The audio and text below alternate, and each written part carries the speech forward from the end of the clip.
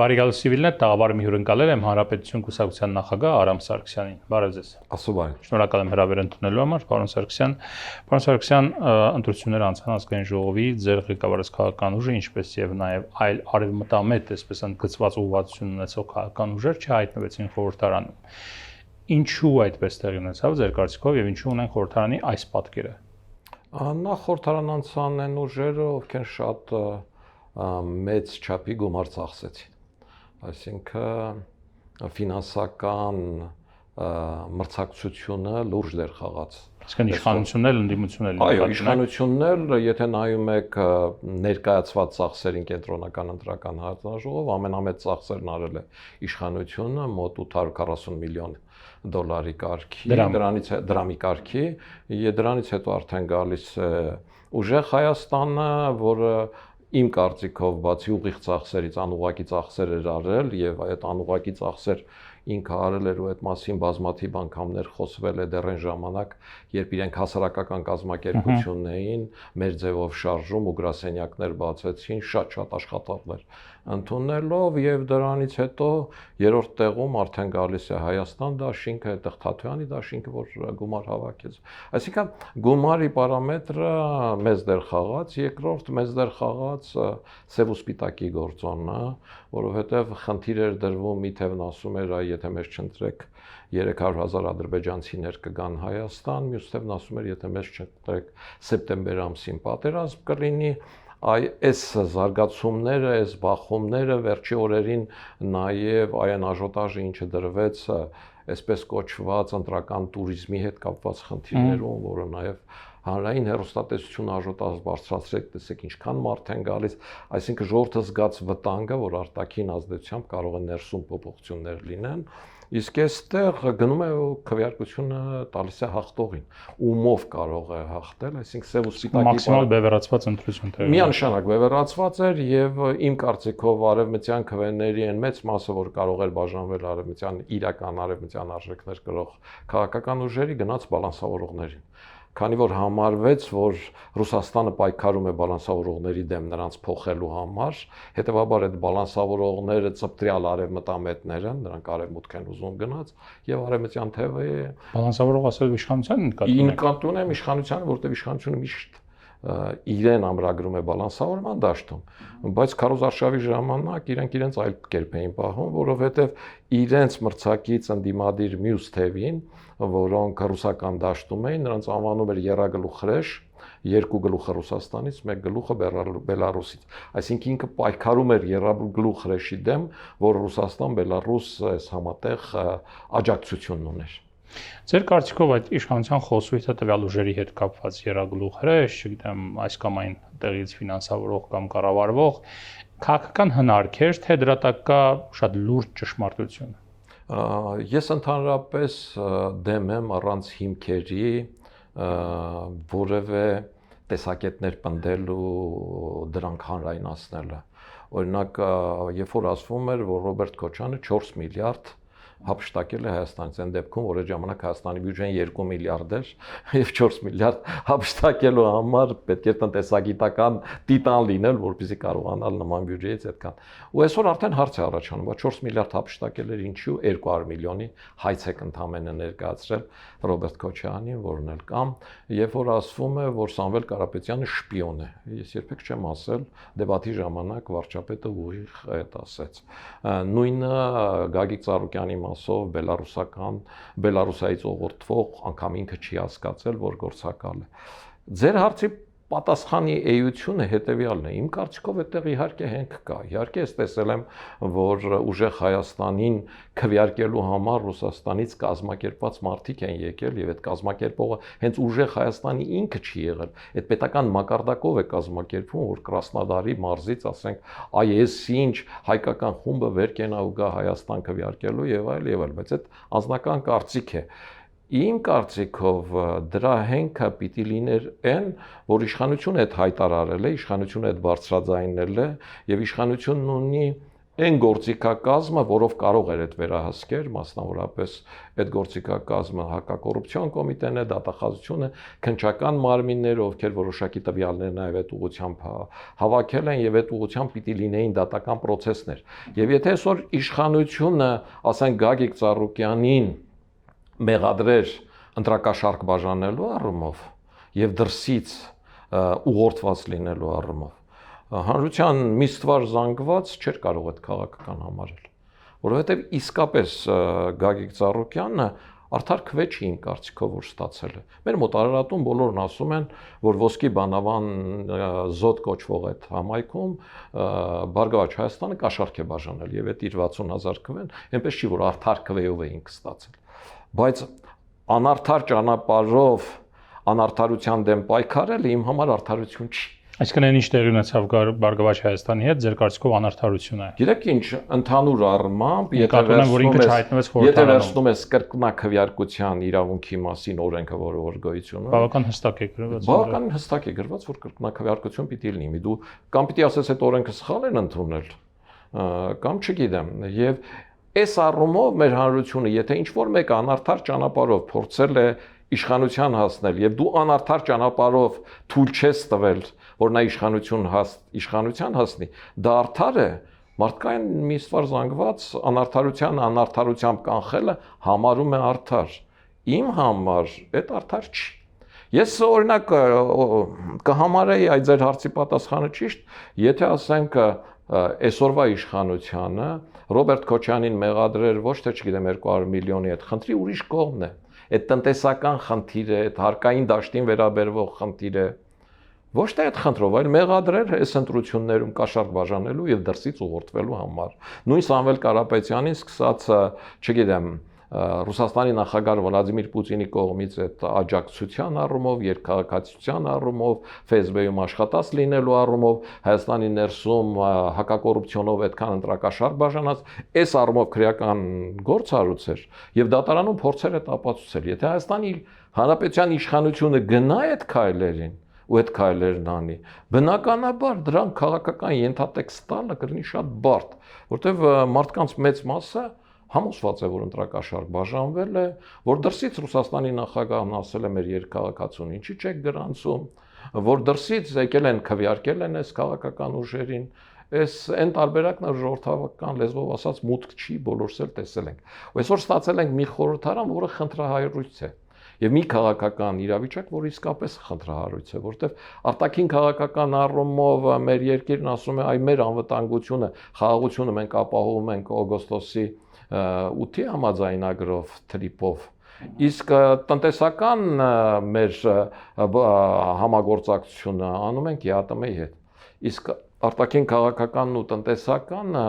սերտկապված են իրար հետ ու տարանջատ լինել չեն կարող ու այստեղ հակասություն է առաջանում։ Եվ երկրորդ ներքաղաքական առումով իշխանությունն ասում է, որ ընդդիմությունը ընտրակաշառքով, ընդ որում համատարած ընտրակաշառքով է եկել,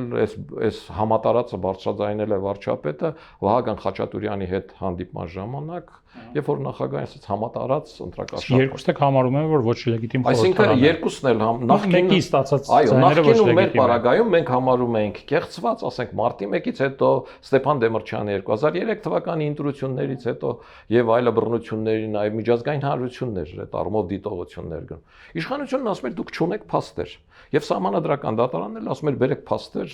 այդ փաստերի հիման վրա։ Ձեր ասածը զուտ ռետորաբանություն է։ Հիմի թե իշխանությունն է ասում կեղծված է, թե ընդդիմությունն է ասում որ կեղծված է։ Ու այստեղ իրականում հակասություն կա, ու այդ հակասությունը բերում է կեղծավորության։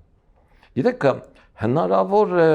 դրական գործ անել, արդյունավետ աշխատել իշխանություն ընդդիմություն, երբ որ ազնիվ իրար աչքերի մեջ նայելով ասում ես ճիշտ է։ Բայց երբ որ դու նրան համարում ես կեղծած, նա քեզ համարում է կեղծած, բայց իրար հետ իրար կողմ քվեարկելով հորդորում եք ազգային ժողովի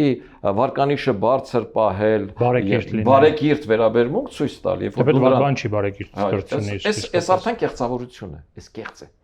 Այս կեղծը չի կարող, կեղծերը պտուղ չի տալիս։ Կեղծավորությունը հանրության սրտում իրականություն չի նստելու։ Այդ պիտակը անդադ կպած է լինելու այս ազգային ժողովին որպես խնդրահարույց։ Իշխանության արտաքին քաղաքական գիծը, որ 2018 թվականից փոփոխությունների է ենթարկվել ակնհայտորեն, 2018 թվականին ավելի շատ Հայաստանը ձգտում է Ռուսաստանի հետ պարտներության խորացման, ԵԱՏՄ-ի շրջանակներում աշխատանքի, հապկի մասով եւ այլն, Ղարաբաղյան երկրորդ պատերազմից հետո դրանք սկսեցին փոխվել եւ հատկապես 2020-23 թվականի Արցախի վերջնական կորուստից հետո ավելի կոշտացավ այդ քաղաքական գիծը Ռուսաստանի նկատմամբ եւ ել ավելի սերտացավ հարաբերությունները Եվրոպական միության, Ամերիկայի Միացյալ Նահանգների եւ այլ նաեւ դերակատարների հետ։ Ձեր կարծիքով հիմա կարծես իշխանությունը նաեւ իր վրա վերցրել է, նախ ունեք այդ տպավորությունը, թե ոչ, այդ պրոեվրոպական ուղղության ջատագովի, այսպես ջահակիրն է դարձել, այսպես ասենք, հա, եւ ձեր համար քաղաքացիական պայմանագիրը դա արևմտամետ ուժ է հիմա, թե դա էլի այդ քաղաքականությունը, այսինքն նույն արևմտամետությունը ինտեգրվելու ցանկությունը դեպի արևմուտք, Եվրոպական միությանն անդամակցելու ցանկությունը էլի ավելի շատ խաղարկային հարց է, քան թե այսպես հստակ ուղենիշ։ Իմ կարծիքով խաղարկային հարց է իրենց համար եւ եղած իրավիճակից տվյալ պարագայում գործողությունների գործընթաց, որ իրենք պարտադրված են։ Այլ տարբերակ չունենալու հիմքերից ելնելով։ Նույն Արցախյան պատերազմից հետո 44 օրյայից, դրանից հետո արդեն 2023 թվականի բռնի տեղահանությունից հետո, երբ որ ռուս խաղաղապահները ոչինչ չարեցին այս առումով, ստիպված Հայաստանի սահմաններում են կրակում էին, ինչ արեցին, եվրոդիտորդների բերեցին, այլ տարբերակ ուղղակի չունեին։ Այսինքն տարբերակ չունենալու դեպքում եւ պիտի ասեմ, որ մինչեւ 18 թիվը նաեւ մինչեւ 2020 թիվը Հայաստանը նաեւ Սիրիա զորախումբ ուղարկեց։ Ինչի Սերժ Սարգսյանը, որ համարվում էր նաեւ ռուսական համատեքստում, որ ասոցիացիան համաձայնագիրը հրաժարվել էր ստորագրելուց, մերժել էր։ Իհարկե պատրվակ բերելով հայկական սփյուռքը, բայց մերժել էր հասկանալով, թե այդտեղ խնդիրը իր դաշտն է մտնում։ Այսինքն Հայաստանի իշխանությունները ի սկզբանե բալանսավորման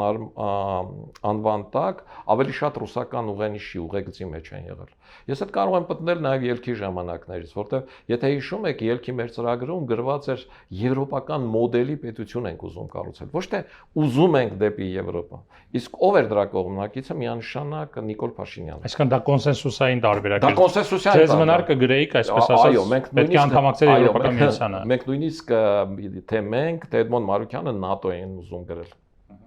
Ես իհարկե ՆԱՏՕ չէի ուզում, բայց Եվրոմիությունը պնդում էի, ես անհատական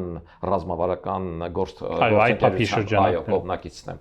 Այն ժամանակ էլ իրենք այ շատ զգուշ էին մոտենում ռուսական համատեքստին, ինչը դրական եմ նայում, որովհետեւ բան չեմ համարում, ընդհանրապես քանի Ռուսաստանից եկող ռիսկերը կան,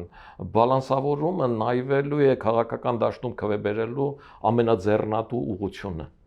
Եվ պատահական չի, որ նախկին նախագահները բոլորը այդ ուղղության վրա են խաղում։ Բայց քաղաքացիական պայմանագիրը ի սկզբանե ֆիքսել է, որ իրենք իզմեր չունեն։ Այսինքն իրենք գործում են կոնկրետ պետության, կոնկրետ շահավետությունից ելնելով տվյալ պահի առումով։ Ես իզմերի մարդ եմ։ Այսինքն որևէ կաշկանդվածություն չունեն այդ առումով։ Իզմեր ասելով գաղափարախոսական համատեքստը, այո, կաշկանդվածություն իրենք չունեն, այդ գաղափարախոսությունները երկրորդական են այսօրվա աշխարհում կա կոնկրետ քո երկրի, քո պետության շահ, եւ այդ շահից ելնելով դու գործընթացներ ես սավառում, այնպես ինչպես քեզ հարմար է։ Այսինքն մի պա կարող ես համոզիչ լինել Ռուսաստանի հետ հարաբերությունների խորացման ջատագով, մեկ այլ իրավիճակում կարող ես նույն կերպ համոզիչ լինել եվրոպական ուղղությամբ։ Լրիվ ճիշտ եք, եւ Հայաստանի Հանրապետության վարչապետը բազմաթիվ անգամներ պնդել է, որ իրենք մասնավորապես քաղաքացիական պայմանագիրը բալանսավորման կողմնակիցներ են եւ իրենց քաղաքականությունը վարում են կոնկրետ հենց բալանսավորման համատեքստում, ոչ թե Ռուսաստանի դեմ։ Այնինչ հիմա կատարվում է Հայաստան-Ռուսաստան հարաբերություններում եւ այն ուղենիշը, որ օրենսդրորեն է ամրագրվել նաեւ ձեր աջակցությամբ եւ մասնակցությամբ կարելի ասել, խոսքը Եվրոպական միության անդամակցության մասին, անդամակցության մեկնարկի մասին օրենքի ընդունումն է, հա։ Սա ինչ է ձեր կարծիքով իշխանության տեսանկյունից կամ իշխանության համար, ինչու իշխանությունը գնաց այդ քայլին, գնաց որպեսզի բալանսավորի էլի Ռուսաստանի հետ հարաբերությունները, թե գնաց որ իսկապես Հայաստանի ապագան տեսնում է Եվրոպական միությունում։ Իմ կարծիքով իշխանությունը գնաց այդ քայլին, որտեղ այդ ժամանակ ինքը Եվրոպական միությունից հիմնական աջակցություններ ստանում, թե խաղաղությունը գերակա դարձնելու, թե Հայաստանի բանակը վերափոխելու եւ սպառազինելու, թե տնտեսության մեջ որոշակի ներդրումներ ու առաջարկություններ անելու պարագայում։ Որովհետեւ ես կարող եմ հիշեցնել, որ այն ժամանակ, երբ որ մենք համախմբվեցինք մի ընդհանուր սեղանի շուրջ Հովսեփ Խուրսուզյանի կազմակերպած այդ հարթակում եւ որոշեցինք, որ նման քայլ անել, հիմնականում պնդում էին, որ այդտեղ պիտի գրվի ժամկետ, ամսաթիվ, կոնկրետություն, ու այստեղ Արտակ Զեյնալյանն էր, որ պնդեց, որ այդ պարագայում ազգային ժողովը ուղղակի վարույթ չընդունի ու կմերժի։ Եվ այստեղ ես ու Արտակ Զեյնալյանը իսկապես երկու ոտքը մի կոշիկ դրեցինք, ասացինք կամ այս տարբերակն ենք դնում սկսել գործընթաց, կամ մենք չկանք, որովհետև անիմաստ է դառնալու, ուղղակի ցուցադրական ակտ է դառնալ։ Ինչու՞մն էր մեր նման մոտեցման հենքը, որ նման առաջարկին իրենք ոչ ասել չեն կարող, որտեղ այդ ժամանակ արդեն նախապատրաստվում էր եվրոպական համաժողովը Երևանում անցկացնելու այսինքն կոնտեքստ կար, այո, որ եթե իրենք նույնիսկ այդ համատեքստին, որ չեն էլ փորձում գործընթաց սկսել ու Հայաստանում եվրոպական համաժողով է արվում, այդ եվրոպական երկրների այդ մերժելը եվրոպական երկրների համար ընդունելու չէր, այսինքն իրենք այլ տարբերակ չունեին, քան մեր տարածը ընդունել։ Հավատացնում եմ ձեզ։ Իրենք սկզբից, եթե հիշում եք այդ քննարկումները, դիմադրեցին, հակառակ ելույթներ ունեցան, պարոն Եղոյանի հետ բանավեճ եղավ որոշակի առումով, իհարկե շատ քաղաքակիրթ բանավեճ, բայց բանավեճ չեղավ իրենց հետ։ Հետո կամաց վերջում վարչապետը դրեց ասեց չէ։ Այսինքն մինչև վարչապետի վերջնական խոսքը ԿՊ-ն դիմադրում էր, որտեղ հրահանգ ուներ, որ դա մեզ ձեռնատու չի, որ դա կարող է խնդիրների առաջ կանգնեցնել։ Խնդիրների առաջ իսկապես երկիրը կանգնեց, որովհետև ֆիքսեց, որ ինքը սկսում է գործընթաց, հետևաբար իր ուղենիշը տեսնում է այնտեղ, ու այստեղ երկակիության խնդիր առաջացավ իմ ասած, որ դու անվտանգությունը տեսնում ես օգոստոսի 8-ով, իսկ տնտեսությունը տեսնում ես Եվրասիական տնտեսական միությամբ։ Ու այստեղ թե Եվրասիական տնտեսության մոտեցումներում, թե արևմուտքի մոտեցումներում այդ հակասությունը սկսեց երևալ եւ իշխանությունը փորձում է դաշտում լողալ կոնկրետ պատասխան չունենալով։ Ինչն էլ ես համարում եմ երկու աթոռի վրա նստելու քաղաքականություն եւ համարում եմ, որ ինչ որ պայից այդ վտանգավոր է դառնում։ Եվ այդ մասին արդեն մի տարի է ասում եմ, ու հիմա Ռուսաստան-Հայաստան այս վերաբերմունքը այդ վտանգավորության մաքսիմալ գծին է հասել։ Օրինակի մեզ ասացին ի պատասխան պարոն Եղոյանը հակադարձում է, ասում է մենք պիտի ոչ թե 2, այլ 10-20 աթոռի վրա փորձենք նստել, որովհետև այդ ավելի անվտանգ է դարձնում։ Ես պարագայում էլ 10-20 աթոռի վրա նստելու համար պիտի համապատասխան նստատեղ ունենաս։ Նման նստատեղ անգամ Թուրքիան չունի։ Ինքը երբ որ խաղում է Ռուսաստանի եւ Միացյալ Նահանգների մեջ, այդ խաղը շատ զգուշ է տանում, իսկ Թուրքիան ՆԱՏՕ-ի անդամ երկիր է։ Հայաստանը չունի այդ Թուրքիան ունի այդ ռեսուրսները, աշխարհագրական դիրքը։ Այո, Թուրքիան ունի թե ռեսուրսը, թե աշխարհագրական դիրքը, թե պատմական իր ունեցած այդ փորձը։ Ինքը նույնիսկ Թուրքիան կարող է այդ խաղը շատ զգուշ է տան։ Հայաստանը չի կարող 10 աթոռի վրա նստել։ Այստեղ որոշակի կոնկրետություն կա, ընդ որում կոնկրետությունը օգոստոսի 8-ի համաձայնագրից հետո մտել է որոշակի փուլ թրիփով, որ արդեն գործողությունների եւ ֆինանսական ներարկումների դաշտ է տանում Հայաստանին։ Հայաստանի Հանրապետության վարչապետն ասում է, մենք մեկից կախվածությունը պիտի դարձնենք բազմաթիվ թևերից կախվածության։ Եվ սա տնտեսական առումով կբերի այն լուծմանը, որը լավ է բոլորի համար։ Այստեղ էլ գիտեք ինչ։ Բայց դուք ինչ եք առաջարկում այդ դեպքում մեկից կախվածությունը փոխարինել մյուսից կախվածությամբ։ Եթե Եվրոպայության անդամակցությունը մեկից կախվածությունը մյուսի կախվածության փոխարինել է նշանակում, այո, մենք դա ենք առաջարկում։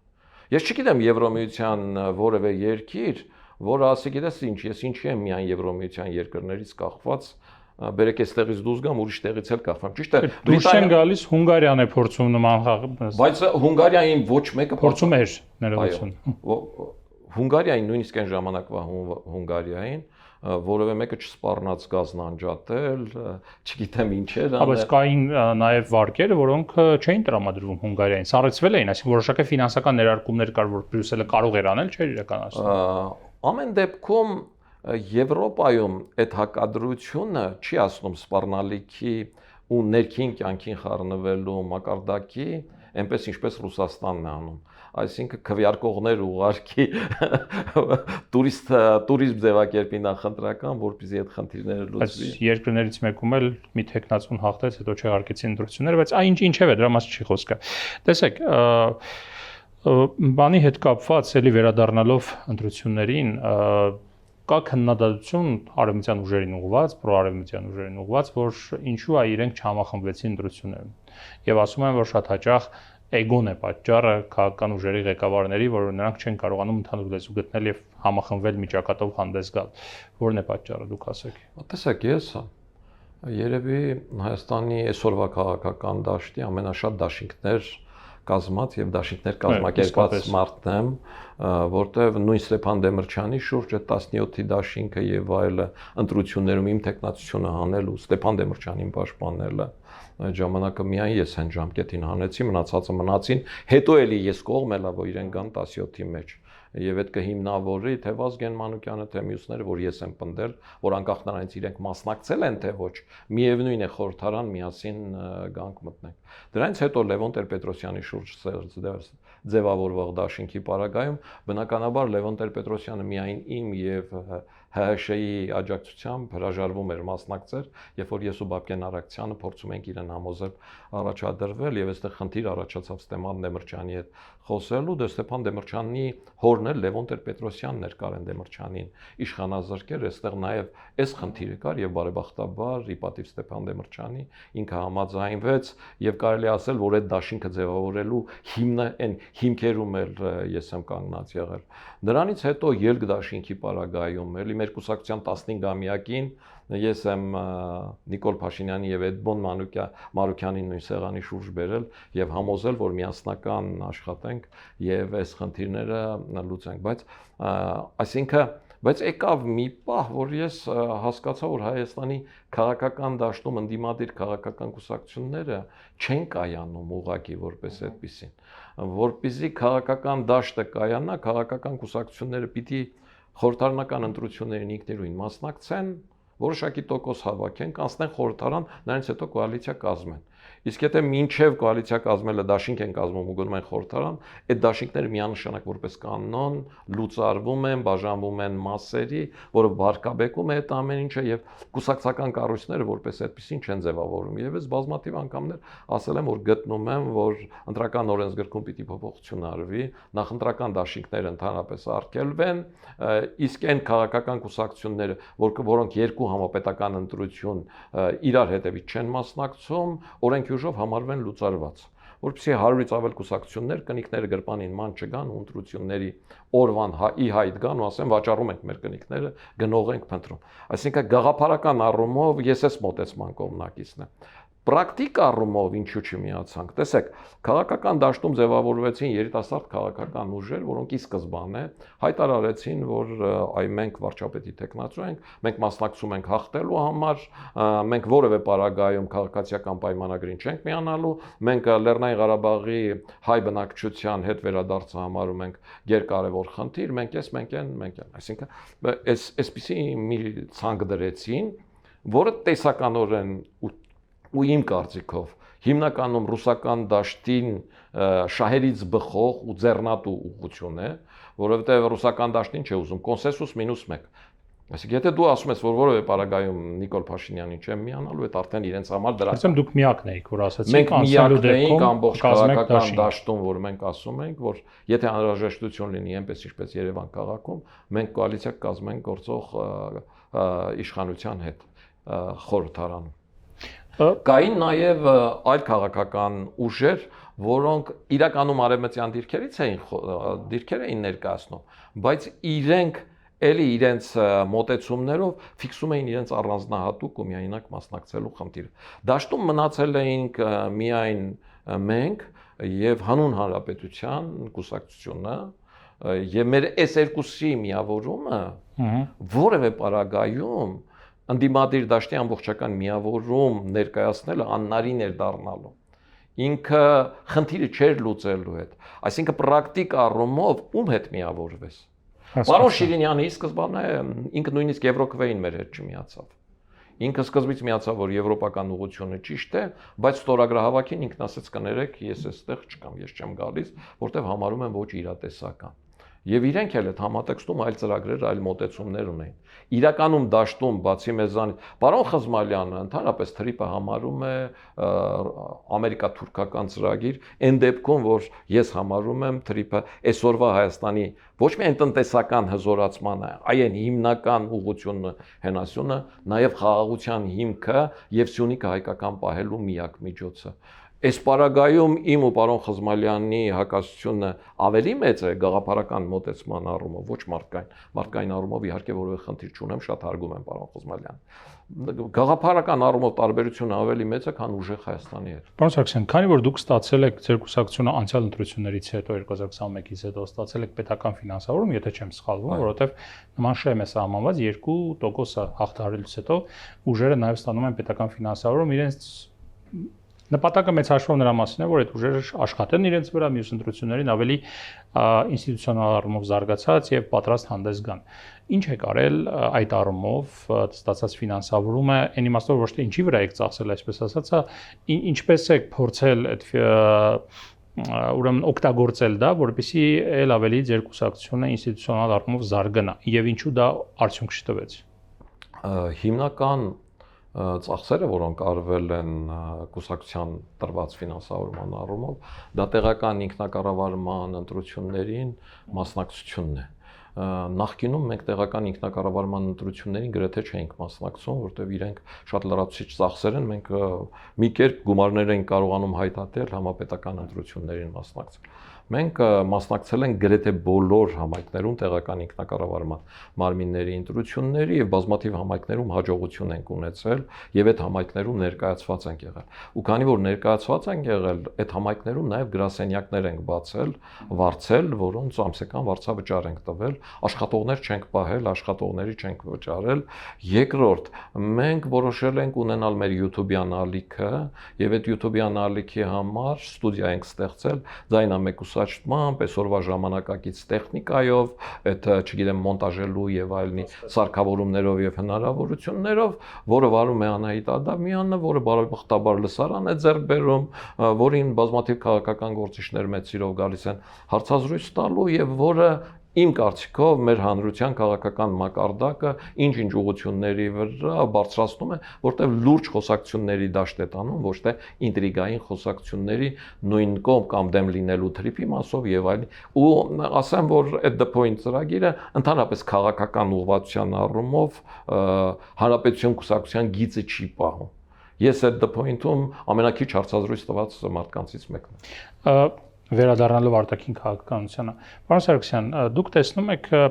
կա իշխանության հասցեին կա երկու մեղադրանք։ Մեկը, որ այնիշ տեղի ունենում Ռուսաստանի հետ հարաբերություններում, դա խաղ է, մեծ հաշվով պետք չի ակնկալել, որ լուրջ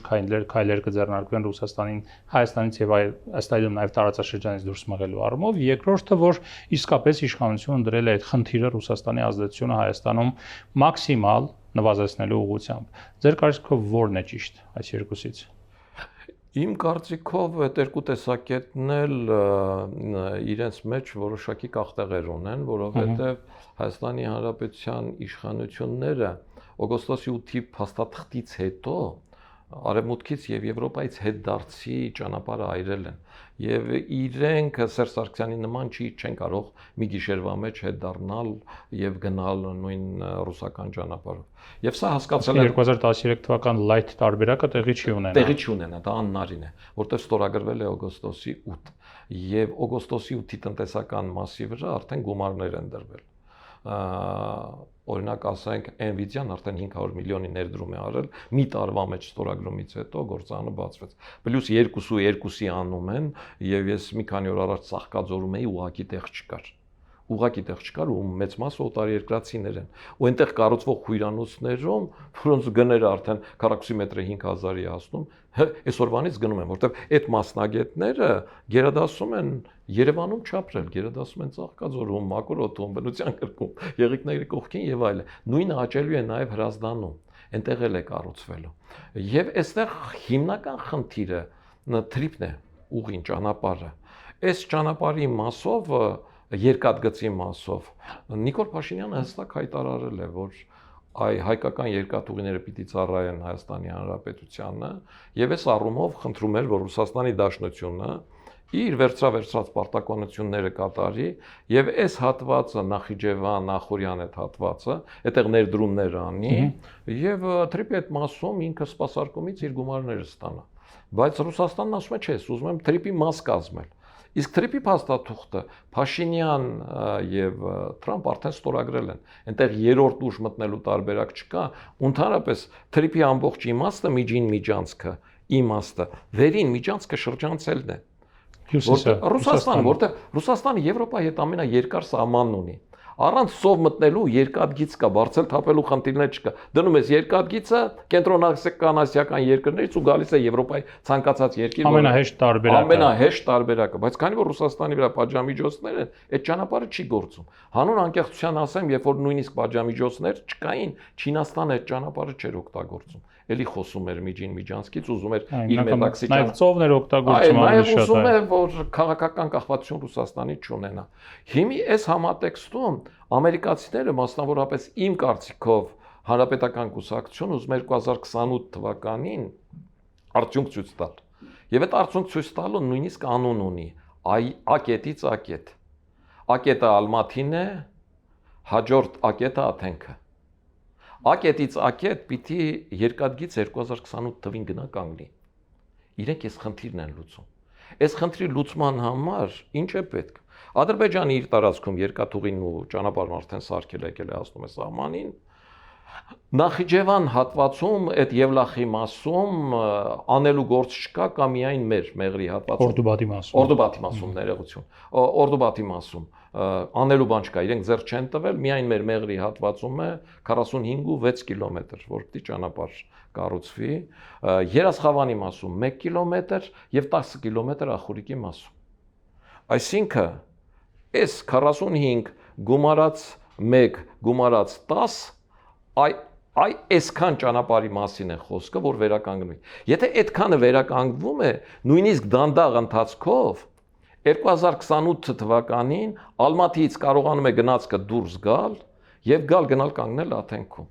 Եվ այստեղ արդեն բեր կա, որպեսզի այդ կամբերը կենտրոնական Ասիայից տեղափոխվի Եվրոպա, որտեղ մի կողմից կա խոսում են միջին միջանցքի մասին, իսկապես դա կարևոր է։ Կենտրոնական Ասիայի երկրները այդքան բեր ստեղծում են, որպեսզի այնտեղից ինքը ամբողջությամբ ծանրաբեռնվի եւ Համաշխարհային բանկի տվյալներով աշխարհում հիմա ամենամեծ ապրանքաշրջանառության ուղղությունը կենտրոնական Ասիայի երկրներից Եվրոպան է եւ ամենավճարվող շուկան է եւ պահանջարկն այդտեղ է։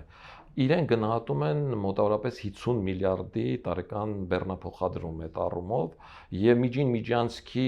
կարևորությունը դեռ 90-ական թվականներին Քլինտոնը դնում էր, ինքը անունն անվանում էր Տրասեկա, այն ժամանակ դրա անունը Տրասեկա էր ու հիմնավորում էին ինչի համար, որ վերին միջանցքը որոշակի առումներ խնդիրներ ունի Ռուսաստանի հետ կապված, ներքին միջանցքը նեղուցներ են, թողունակությունը փոքր է։ Հետո պարզվեց, որ Ադրբեջանից Վրաստանով Լեռնայինով է իջնում ու 10 վագոնից ավել քարշակը չի կարողանում տանել, միակ ճանապարհը դարձավ Մեղրիի ափով։ Իսկ այստեղ ի՞նչն է խնդիրն առաջացել։ Այո, միջին ասիական հանրապետությունները, ներառյալ Պակիստանը, Չինաստանը եւ այլ, իրենք սառնարաններ չեն օգտագործել։ Իրենք օրվա ուտելիքն առել են, նույն օրն էլ օգտագործել են։ Հիմա իրենց բարեկեցության որոշակի մակարդակը բարձրացել է, իրենք սառնարաններ են գնում, իրենք մազերը չորացնելու այդ օթորակիչներն են գնում, իրենք եվրոպական տեխնիկա են գնում, կենցաղային տեխնիկա, եվրոպական մեքենաներ, եվրոպական տեխնոլոգիաներից ուզում են օգտվել։ Եվրոպան էլ ուզում է օգտվել այդ երկրների արտադրած բնամթերքից, գյուղմթերքից եւ այլնից ավելի էժան ապրանքներից եւ այս առումով կենտրոնական Ասիայից դեպի Եվրոպա ապրանքաշրջանառությունը շատ մեծ է եւ ով ուզում է լինի Միացյալ Նահանգների իշխանությունը միևնույն է այդ միջին միջանցքն աշխատելու էր երբ որ Թրամփն եկավ իշխանության բոլորը Հայաստանի Հանրապետությունում առանց վերապահման ասում էին վերջ մոռացեք այդ միջին միջանցքը Բայդենինն էր Թրամփի համար Ամերիկայի համար է Թրամփը այդ ճանապարհը մոռացեք բայց Թրամփը ոչ միայն այդ դրեց նաև Հայաստանում 76% բաժնեմաս վերցրեց եւ այդ ճանապարհի իրականություն դառնալը որպես փաստ 2028 թվականին Միացյալ Նահանգների Հանրապետական կուսակցության համար հատաթուղթ է դառնալու։ Եվ դրա համար է, որ իրենց ինժեներները այսօր ոչ թե նայում են եղած թունելները ընդլայնեն, որ գազամուղն էլ այդ տեղով գնա, ճանապարհն էլ այդ տեղով գնա, մարուխներն էլ այդ տեղով գնա, այդ ավելի էժան կլիներ։ Բայց այդ ավելի ժամանակատար է։ Իրենք թողելու են այս սովետական թունելները, դրանով գնաց կշարժվի, նրանց համար հետո նոր թունելներ կառուցեն, քանի որ քաղաքական պատվերը ավելի կարևոր է, քան ֆինանսական շահույթը։ Պարոն Սարգսյան, երկու հարց։ Մեկը ձեր կարծիքով այս գործընթացը, որ իշխանությունը ցանկանում է հասնել, Հայաստանը ցանկանում է հասնել երկաթուղիների մասով, հա, ռուսական կոնցեսիան վերավաճառել կամ մեկ այլ բարեկամ երկրի տրամադրել դա վաճառել, կհասնի այդ հարցում հաջողության թե ոչ։ Միանշանակ կհասնի, ես կարծում եմ Ռուսաստանը համաձայնելու է առանց արբիտրաժային դատարան մտնելու մոտավորապես 120-ից 150 միլիոն դոլար վերցնելով երկաթ Դա ձեր ենթադրություններ թե տեղեկատվություններ։ Ես որոշակի առումով համոզված եմ, որ Սոկոլովի նշանակումը, Սոկոլովի այցը Հայաստան, Հայաստանի Հանրապետության վարչապետի հետ հանդիպելը եւ այլը այդ համատեքստն ունի։ Ես նաեւ սթափ տրամաբանությանն եմ հետևում, որովհետեւ եթե Հայաստանը վարչապետը հայտարարել է ու դիմում է Ֆրանսիայի արբիտրաժային դատարան։ Ֆրանսիայի արբիտրաժային դատարանն այդ դատը կարող է լսել 10 տարի։ Այդ ընթացքում Հայաստանը կարող է այստեղ կառավարիչ դնել, այնպես ինչպես ցանցերում է դրել, եւ իր գործընթացն անի եւ գնացքը էլի այծա գնա։ Այդ անվանումը այծա պատահական չեմ անում։ Մնացածը վերլուծության արդյունք է, որը Իսկ Սոկոլովի անձը ինչով էր դա պայմանավորված, որ կարևորեցիք, ինչու է կարևոր։ Սոկոլովը բիզնեսի լուրջ կապեր ունեցող անձնավորություն բոլոր տեղերում, բոլոր տեղերում, ինքը շատ լավ տիրապետում է ռուսական մենթալիտետին, շատ լավ գիտի լեզուն, շատ լավ գիտի ռուսական համապատասխան կառույցների հետ, թե ուղիղ օրենքի դաշտում աշխատելու, թե անուղղակի։ Այսինքն կոմպրոմիսային կերպար է ինքը նաև Ռուսաստանի համար ձեր կարծիքով։ Իմ կարծիքով ոչ կոմպրոմիսային կերպար չի, բայց իմ կարծիքով Սոկոլովը ռուսական որոշակի շրջանակների հետ ունի որոշակի ուղիղ կապեր, որոնց մասով իր ունեցած կոմպրոմիսները կամ ֆինանսական աջակցությունները հաշվի առնելով այդ ուղղությունները այստեղ կգնան զիջման։ Երկրորդ հանգամանքն էլ կա քաղաքական հանգամանքը, որ արբիտրաժային դատարան դիմելը կարող է շատ ավելի որ ձեռնատու լինել։ Երրորդ, արբիտրաժային դատարանը եթե հաշվարկի էլ 1 ամսում բավարարել Հայաստանի հայցը, այնքան Հայաստանը ոչ թե դիմում է բողոքելով, դիմում է ասում է, որ իր համար պետական գերակաշահ է, ինք ուզում է ետ վերցնել։ Գերակաշահ է համարում ու պատրաստ է վճարել Ռուսաստանին մինչև 38 թիվը ակնկալվող շահույթը։ Ռուսաստանն ասում է 400 միլիոն, այդ թիվը բարձրաձայնել են։ Ես դրել հաշվել եմ իրենց ամենաբարձր շահույթը վերջին 4 տարիներին, այդ բազմապատկել եմ համապատասխան թվով մինչև 38 թվի, ստացել եմ 120-ից 150 միլիոնի կարգի թիվ։ Այսինքն արբիտրաժային դատարանը նորմալ համարելու է այդ թիվը 150 միլիոն ու իրանք արբիտրաժային դատարանով դուրս են գալու 150 միլիոն ստացած։ Իսկ եթե Ռուսաստանը ավելի ընդլայնի պատժամիջոցները, նախ մտածում եք կամ կարծում եք, որ կընդլայնի թե ոչ, որովհետև այնուամենայնիվ ընտրություններից հետո որ իշխանությունը հայտարարում էր լեզու կգտնեն եւ համաձայնությունների կգան, կարծես թե չի ստացվում։ Եթե ընդլայնվի հաշվի առնելով Հայաստանի տնտեսության կառուցվածքային նաեւ կախվածությունը Ռուսաստանից, հա, ինչ կարող է լինել եւ որքան ցավոտ կարող են լինել դրա հետևանքները։ Ռուսաստանը միանշանակ ընդլայնելու է եւ իր ընդլայնման վերջին հնարավորությունը գազն է, գազի գնի թանկացումը։ Ոչ թե գազի անջատումը, այլ գազի գնի թանկացումը եւ ընդլայնելու է, որովհետեւ ես այստեղ ասացի, որ արտաքին քաղաքական առումով հակադրություն կա։ Դու անվտանգությունը եւ խաղաղությունը ապահովում ես Վաշինգտոնով ու Տրիպով, մերժելով նոյեմբերի 9-ին, իսկ տնտեսականն ասում ես Ռուսաստանի հետ, այս Ռուսաստանի համար ընկալելի չի ու հասկանալի չի ու ինքը կոնկրետություն է պահանջում։ Ու նույնիսկ կոնկրետության ժամկետ է ամրագրել։ Այս տարվա վերջի եթե չեմ հունվար ամիսը, այո, պիտի կոնկրետ պատասխան։ Այստեղ զարգացումները, գիտեք, բազմաթիվ ուղղություններով կարող են գնալ Ռուսաստանում, Ուկրաինայի հետ կապված, Պուտինի հետ կապված, Պուտինի ենթադրենք Պուտինը մարդ է, վաղ հրաժարվեց կամ վաղը քանից չարտացավ, այլ իրավիճակներ կարող են ունենալ եւ այդ այլ իրավիճակներում խնդիրները այլ լուծումներ կարող են ստանալ։ Բայց վերցնենք այն հանգամանքը, որ Պուտինը կա, Պուտինը մնում է եւ շարունակում է այդ ամեն ինչ ուկրաինական պատերազմը եւս 1 տարի ձգվում է, ինչի հավանականությունը մեծ է, այս պարագայում Ռուսաստանը այլ ընտրանք չունի, քան Հայաստանը բնականաբար չի կարող օգոստոսի 8-ից հրաժարվել, չի կարող թրիպից մաս տալ Ռուսաստանին, հետևաբար Ռուսաստանը գազի գինը թանկացնելու է։ Այս բավականին բարդ իրավիճակի մեջ է դնելու Հայաստանին, բայց ասեմ, որ այդ ճանապարհն անցել է թե Մոլդովան, թե Վրաստանը։ Այսօր Մոլդովան գազ ստանում է $800 1000 քառակուսի մետրը,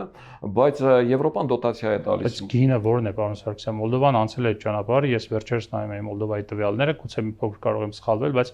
վերջին 4 տարում գրեթե տնտեսական աճ չի ունեցել Մոլդովան։ Հայաստանը պատրաստ է այդ գինը վճարել։ Ես կարծում եմ, որ Հայաստանը տնտեսական աճ կունենա ի տարբերություն Հատկապես որ Մոլդովան Եվրամիությանը հասկանում եմ ինչի մասին։ Եվրամիությանը սահման ունի։ Հասկանում եմ ինչի մասին է խոսքը։ Ես համարում եմ, որ Հայաստանը տնտեսական աճ կունենա այդ առումով, որտեվ Հայաստանում թափ կստանա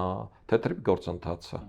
Թե հանքարդյունաբերության հետ կապված այդ գործընթացները, որտեղ լուրջ գումարներ կան այսօրվա դրությամբ եւ նույն Սակալովը նաեւ թեղուտն է գնել եւ Շտապեշ ջատագովում եք հանքարդյունաբերությունը դուք։ Այո, եւ այդ ուղղությամբ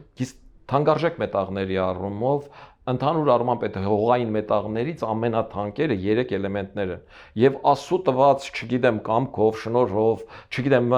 ինչով է մեզ արժանի համարել, Հայաստանում եղած այդ հողային մետաղներից հիմնական երևակվողը այդ 3 ամենաթանկ տեսակներն են։ Եվ դրա բազմաթիվ հանքավայրեր կան։ Եվ պատահական չի, որ ամերիկյան երկրաբանական ընկերությունը սովետական միության հետազոտությունները մի կողմ թողած նոր փաստաթուղթ է ստորագրել, եւ թե կոսմիկական, եւ թե տեղում հայկական հանքավայրերի նոր ուսումնասիրություններ է անելու։ Այս առումով ասեմ, Մոլդովայում $800 Եվրոպան դոտացիա է տալիս, դոտացիա տալիս է այս շերտերի, տնտեսական, սոցիալական իրավիճակի եւ այլի։ Հայաստանի պարագայում այդ գինը $600-ից չի կարող անցնել։ Ես կարծում եմ, եթե թանկացնեն $500 շրջանակում է լինելու, այդ $500 պարագայում մենք թե դոտացիա սահմանին $500, թե վերջնական վայրը։ Վերջնականը $500 սահմաններում է լինելու, սահմանին չի կարող 500, որովհետև դրան ալտերնատիվ կա տարբերակ հեղուկ գազը բերել սահմանին, այդ հեղուկ գազը վերածել